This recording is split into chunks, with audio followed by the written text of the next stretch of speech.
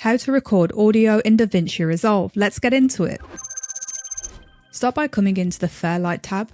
Next, come over to the mixer, click into the A1 and select where it says no input. Choose input.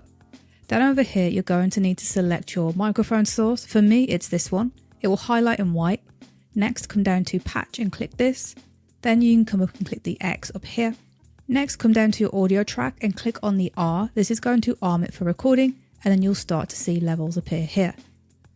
You can sometimes get feedback through your speakers, so you might need to mute your speakers when doing this.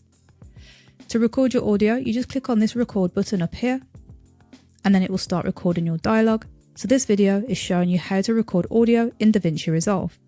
Once you're done, you can press space on your keyboard and that will lock in your audio recording, and then you can move your playhead back to the beginning and play through your audio. And then it will start recording your dialogue. So this video is showing you how to record audio in DaVinci Resolve. Once you're done, you can press, and that's all there is to it.